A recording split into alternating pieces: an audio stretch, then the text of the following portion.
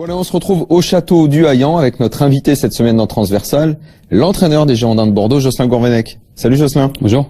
Merci de recevoir Transversal. Avec plaisir. Il y a longtemps que j'avais envie de venir vous voir à Bordeaux.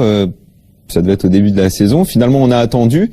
C'est un petit peu comme si, alors je sais pas si c'est vrai, mais comme si vous aviez voulu attendre d'être un petit peu mieux installé à Bordeaux.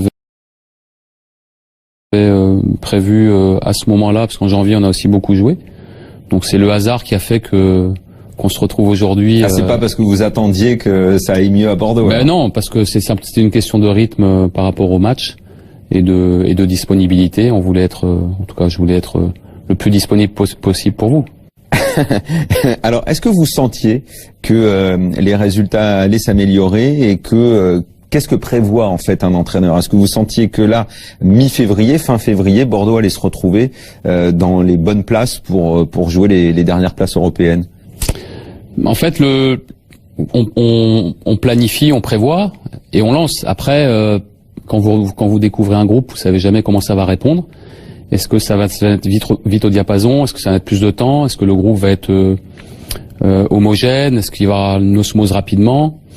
Et ça, donc on a été très en dents de scie sur toute la première partie de saison. On a quand même été tout proche de la 5e jusqu'à fin novembre. C'est le mois de décembre qui nous a plombé. Je pense que la coupure a fait du bien à tout le monde, parce que les joueurs sont revenus très frais, très dispo, et puis comme s'ils avaient digéré une première partie de saison irrégulière. Et finalement, ce qu'on a prévu depuis le début avec le staff, ça prend plus forme aujourd'hui. Vous jouez votre petit championnat à 3 avec Saint-Etienne, Marseille pour aller attraper la dernière place Europa League. C'est l'objectif? C'est une conséquence. Le classement et aller chercher l'Europe, on l'a en toile de fond. Et un club comme Bordeaux doit jouer ça régulièrement. Après, on est reparti sur un nouveau cycle depuis le début de saison. La direction a fait le choix de changer d'entraîneur. Je suis arrivé en début de saison, je mets les choses en place. Qu'est-ce que vous a dit la direction quand elle vous a engagé? De relancer une dynamique. On est reparti là-dessus.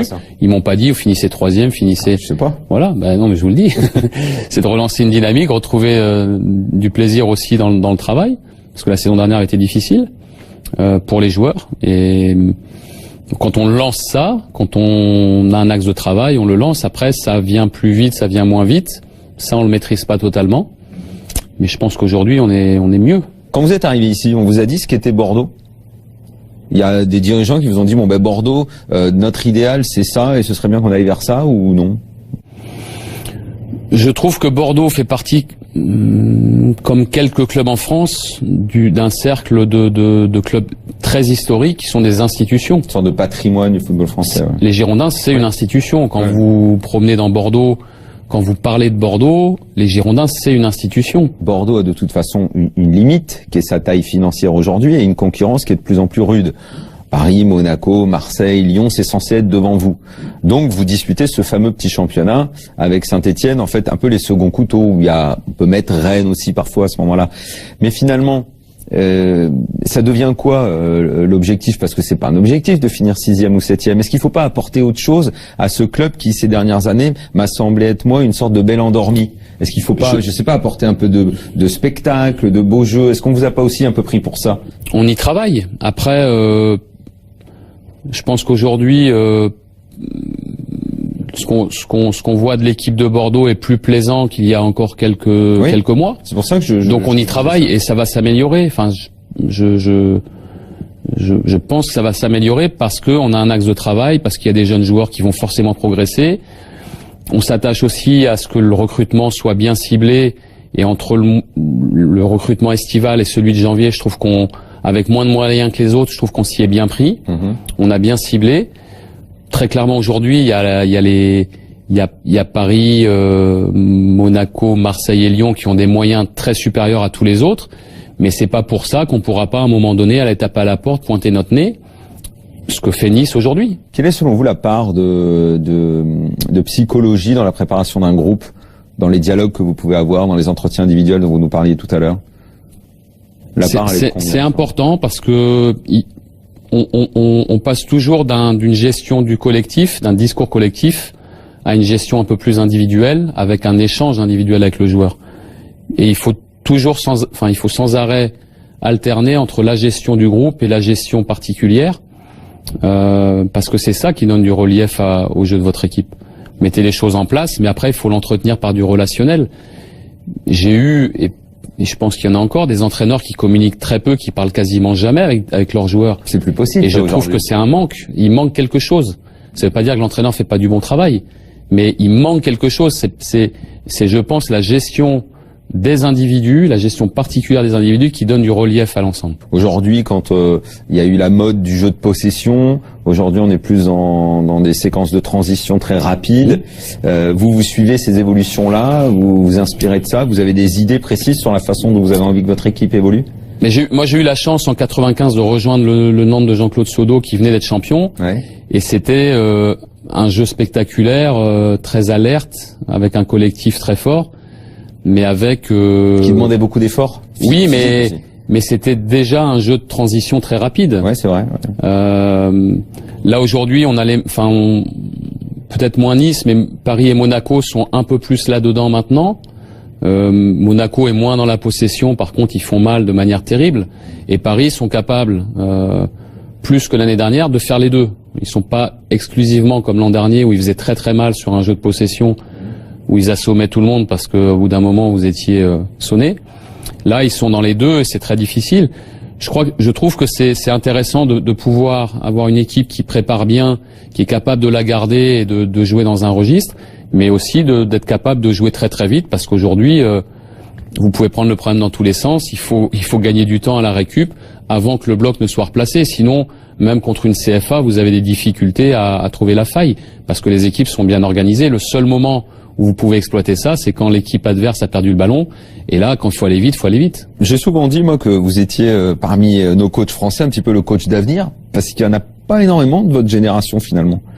Vous acceptez un petit peu l'étiquette du coach français d'avenir?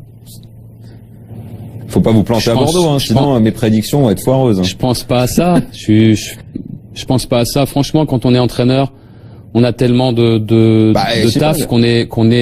Enfin, vous savez bien que vous avez été demandé au moment votre dernière année à Guingamp, ça tournait un peu autour de vous quand même. On vous voulait. Oui, mais à partir du moment où vous êtes dans un projet, vous êtes dans le projet et c'est au taquet. Aujourd'hui, sincèrement, on a tellement à penser, tellement à faire jour après jour que c'est pas des choses auxquelles vous pensez. Vous êtes dans votre tâche. Moi, je suis dans ma tâche.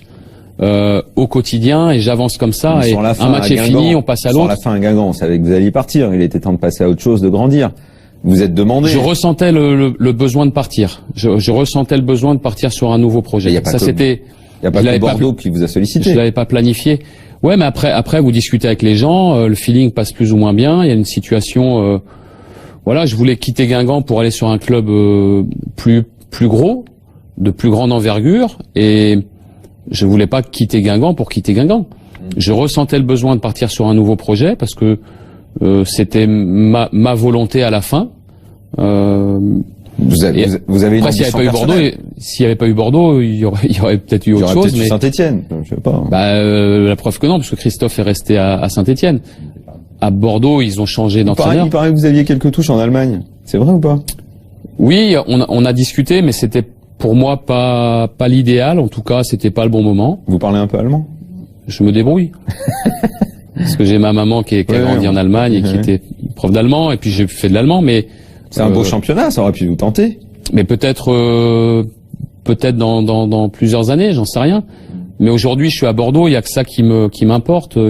Je ne pense pas, j'anticipe pas, je veux aller sur du plus haut niveau, et j'espère, vous faisiez allusion tout à l'heure au match de Ligue des Champions que j'ai joué avec Nantes, et que j'ai eu la chance de jouer avec Nantes. Ah, vous avez envie d'être sur le banc en Ligue des Champions. J'aimerais revivre la Ligue des Champions en tant qu'entraîneur.